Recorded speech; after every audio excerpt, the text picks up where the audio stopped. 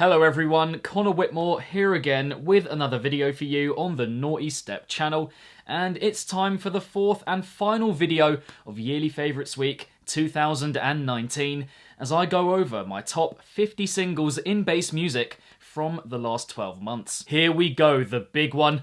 I think regarding originals this year, there have been far more good and far fewer exceptional in comparison to last year, but as per, and as always, a top 100 or so that I find myself going back to again and again. Songs I really do love, each one like a best friend, and I've narrowed that 100 down to a main list of 50 here, with a few special mentions of course. Couple of rules here before we get going of course, one entry per producer or artist, and you can also have one as a singular producer and as part of a different group altogether, that counts. So for example, you could have a Skrillex track in here and also a Dog Blood one.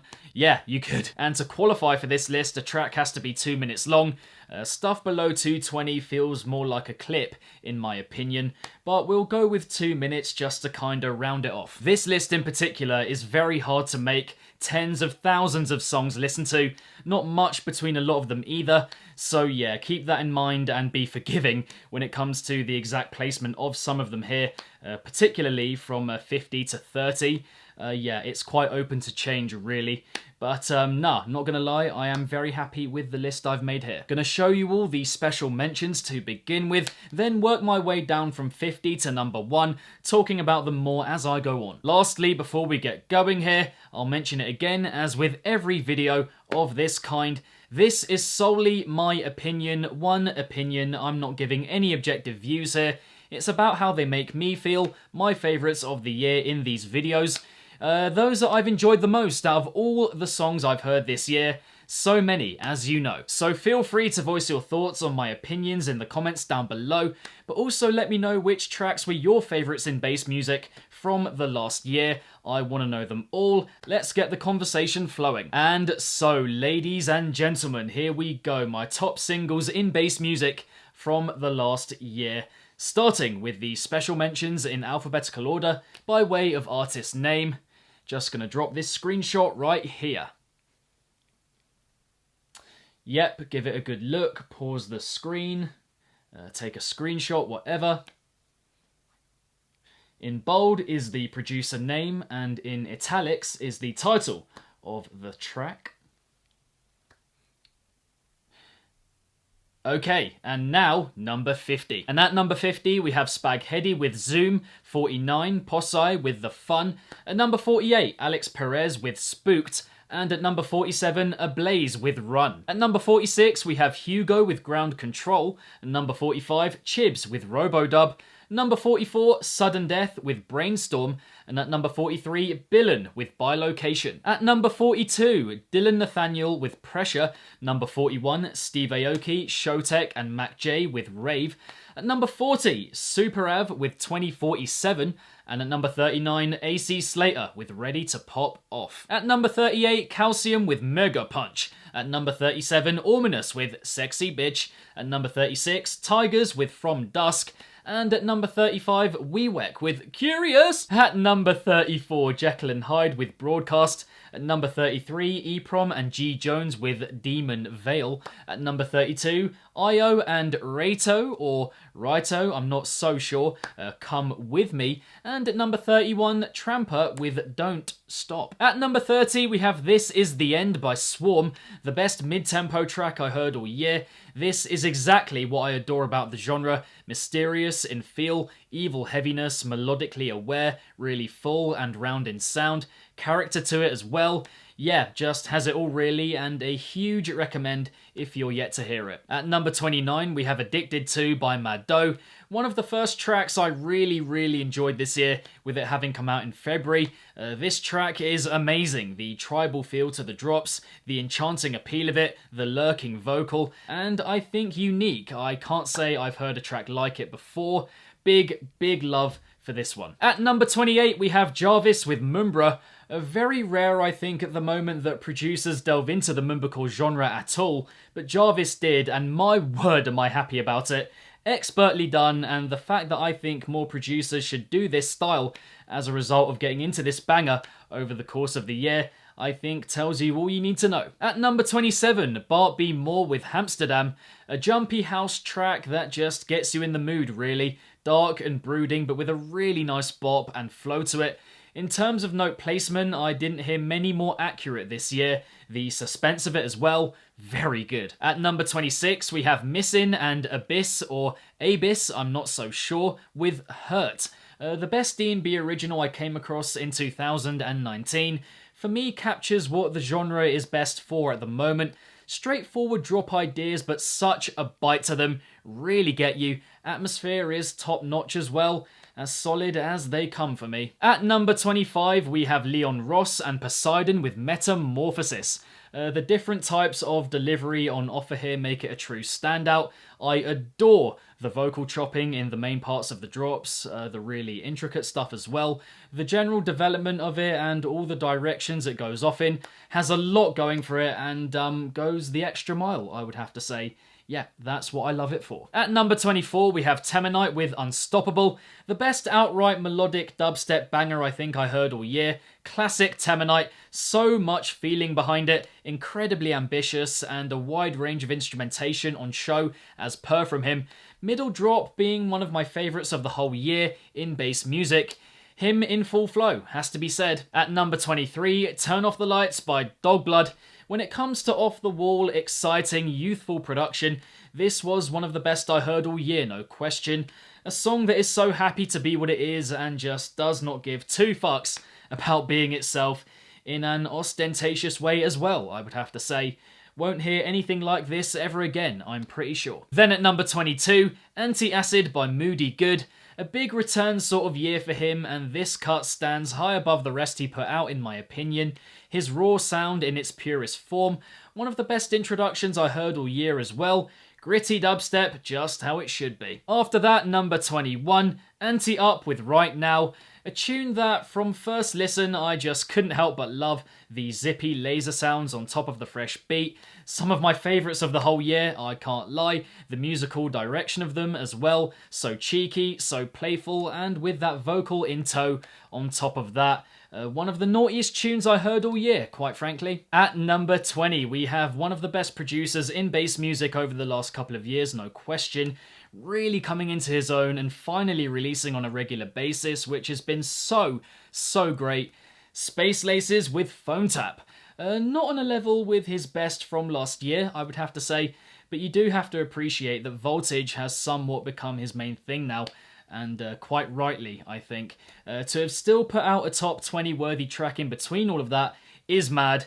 Incredible is his standard. At number 19, now we have a few here as we get to the top 10 and 20, where the groove is the main selling point, the warmth of the bass and how it tempts you into its dark realm. Cases of the music making you move like there's no tomorrow, and one of those is Bang by Matroda and Dances with White Girls. I also find the menacing vocal to suit the instrumental very well.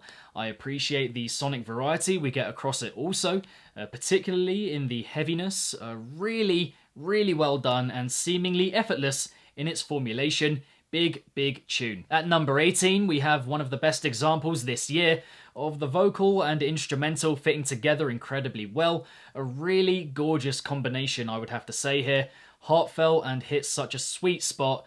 Sleepwalking by One True God, Fancy Cars and Hollis.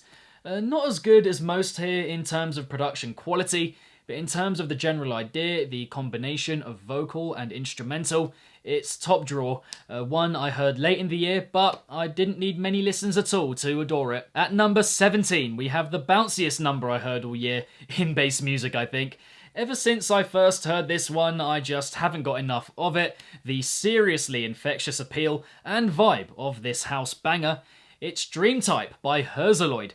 Front to back, just knows what it's good for. This tune has a clear goal from the off, brings you right in, allows you to cozy up to it and party with it just after, and put together in a very sharp way. Nice and compact, no fucking around. Excellent. At number 16, we have a tune that I must admit, when I first heard it, I wasn't that big on it. I enjoyed it a bit, but not a lot. But the best example here of giving as many tunes as you can a second chance, because now I absolutely love it. Vickey ER with De Facto. I used to not like the pointed sounds that we get in the drops, the main ones, but I've grown to really appreciate the positioning of them and the really guttural, visceral backdrop sitting beneath it. It's amazing. One of the best second drop changes I heard all year as well. Nice. Swooping in at number 15, we have a track that is extremely pleasant, fairy-like, sweet on the ear. Those are the best words I can use to describe it. A house tune that glides along so nicely and effortlessly introduces you to its alluring world. Lockdown by The Brig and Ashley Apollodor. Yet another where the vocal perfectly matches the instrumental and they move forward as one in such a blissful way. It's magical, this song, and I look forward to hearing it even more in the future, which just shows how much I like it, really. Okay, number 14. Space, I think, also has to be left for super dark, brooding, looming dark electronic music, bringing the scene back down to earth from all the bangers, if you will, rooted and entrenched in feeling, emotion, sorrow, and one of those is Vacant with Over You. This song will move you like no other you hear this year, I can almost guarantee that. What the darker side of future garage is best for, and if you enjoy Burial's first two albums, then this is so for you. I can't even put it into words, really. I'm just happy that Vacant exists. Moving on from there, number 13. Sometimes a producer will come out of nowhere and completely flip your understanding of a genre on its head, transforming it almost, and that genre is Riddim Dubstep. A tune here from one of my favourite EPs of the year. That song is Tripolar Dub by Akios. This tune is crazy. The movement of the heaviness is gobsmacking. So much going on here, but because it's so cleanly produced, it just doesn't feel like that. The articulation of everything is mind-blowing. Can't wait to see where he takes his sound next, quite frankly. I'm excited for it. After that, number 12, someone who had a really, really good year. One of the most consistently great producers I heard in bass music this year, and still a teenager. Had my favourite EP of the year, but this tune is from another EP altogether, which I suppose says it all for how good he's been. Marauder with Home. A neuro experiment that really paid off. I love the contortion of the heaviness here, the atmosphere of it in spite of it being quite a small and together number. Some of the very best musicality and melody play I heard all year in bass music as well. Beautiful. Then at number 11, some producers come through year after year with at least one incredible track. One of the only people whose new music I am always excited for, regardless of what genre they may be dipping into. And that's Joyride with I'm Gone. The stop-start nature of the drops, the disruption of flow, is something I've gotten used to now, having not enjoyed it at all initially.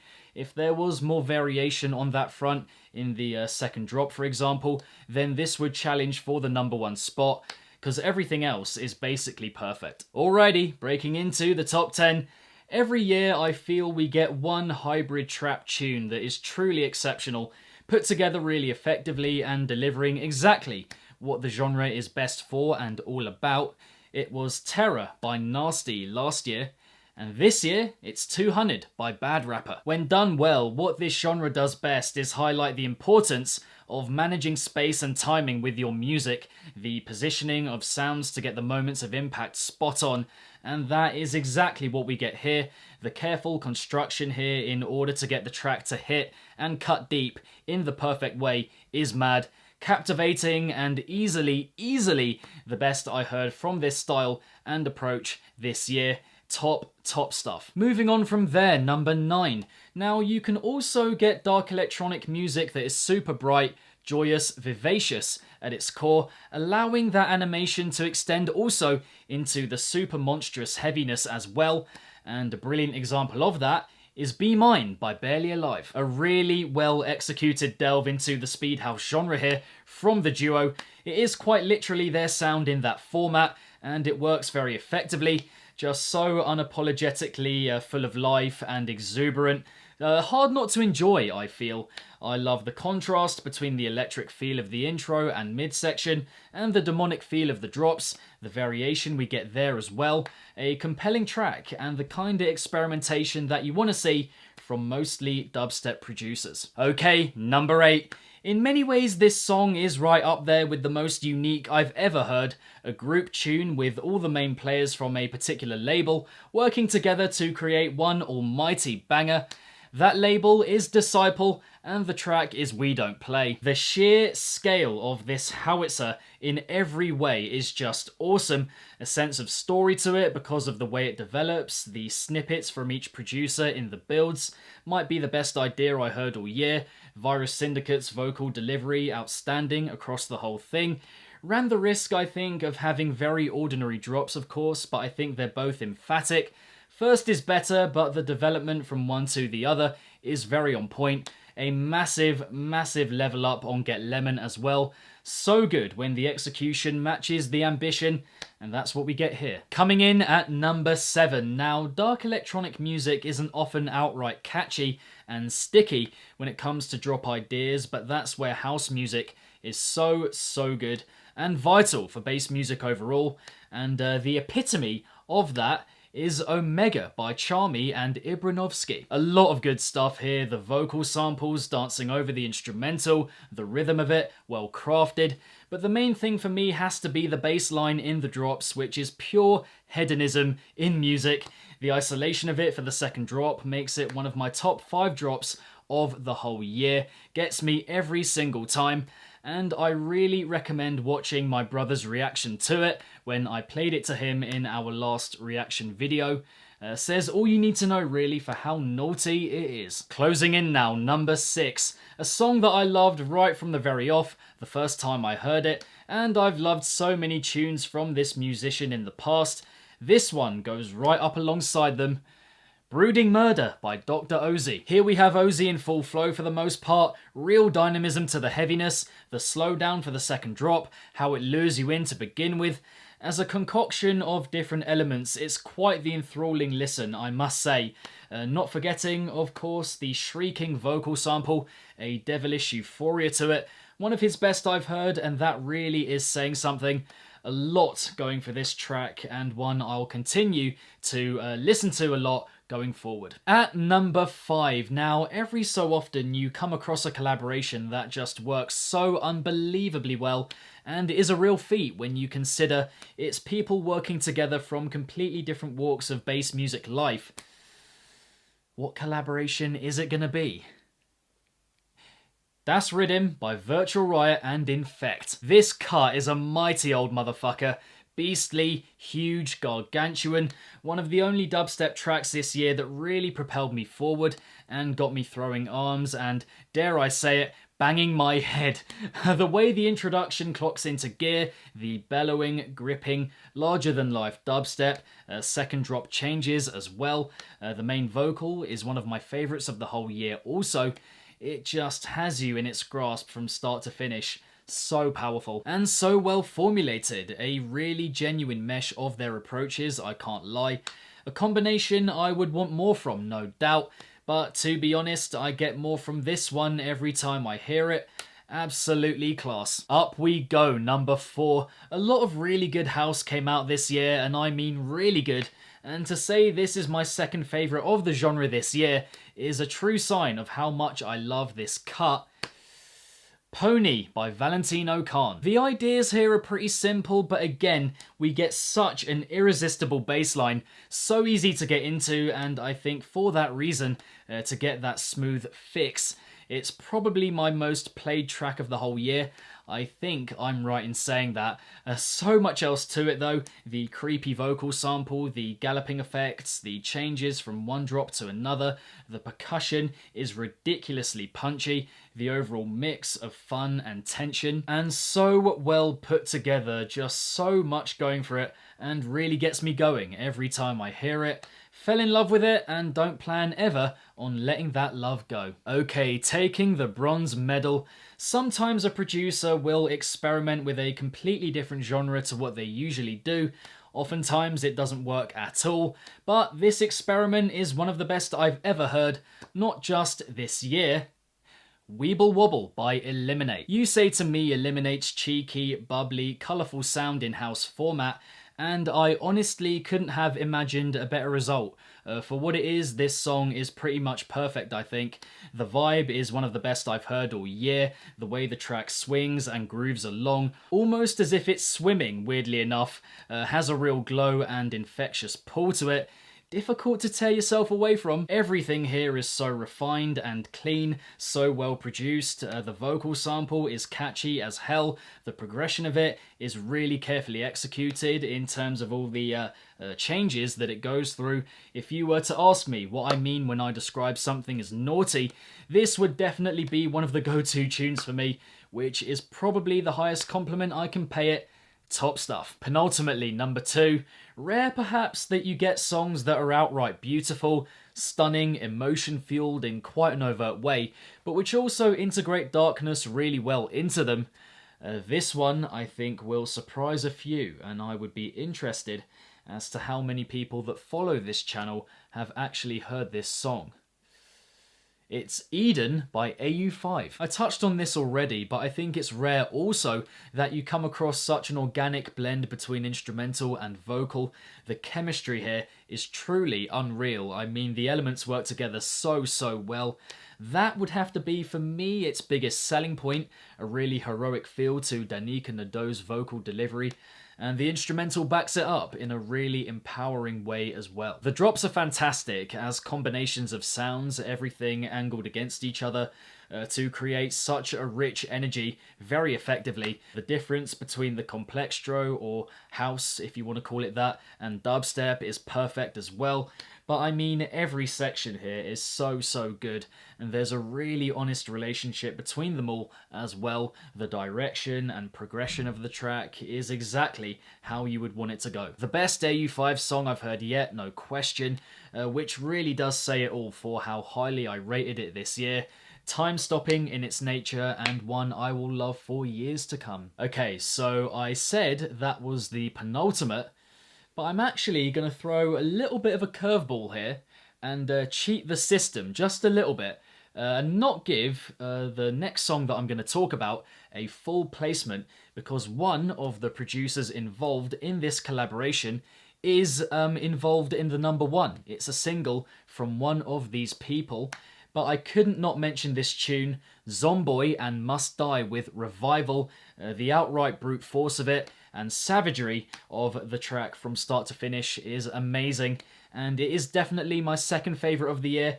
I just could, as I said, not go without mentioning this banger, so yeah, Zomboy and Must Die, Revival, number 1.5. But at number 1, my favourite track in bass music of the whole year. You've probably guessed it by now, I would not be surprised at all. The most ambitious, creative and clever dubstep track I heard all year, no question, and which I think is the same for many, at least a vast majority of people who are into dubstep music, who are avid fans and whatnot. Must Die, Chaos. Yeah, this song is an absolute madness in a world we live in today where so much dubstep is incredibly bland, formulaic, samey. This is as fresh a listen as you're gonna get, quite frankly. And scary, I think, the level of ingenuity on display here. There are some tracks where you're just blown away on first listen, and that was very much the case here. And where to begin with what I enjoy about it? The introduction is completely grand and epic, the dubstep is varied in the perfect way, the different types of presentation that we get, the layout and structure of the track is amazing and unique, a really frightening feel to it, which I think is what you want from a gnarly as fuck modern dubstep track. It's a thriller, plain and simple, the kind of tune you could put in a movie as different armies from the future go to war and unleash hell on each other. The imagery is so strong here, and I think of any track I heard all year, this one has wowed me time and time again, unlike any other. One we will look back on in years to come as one of the best this genre ever had to offer.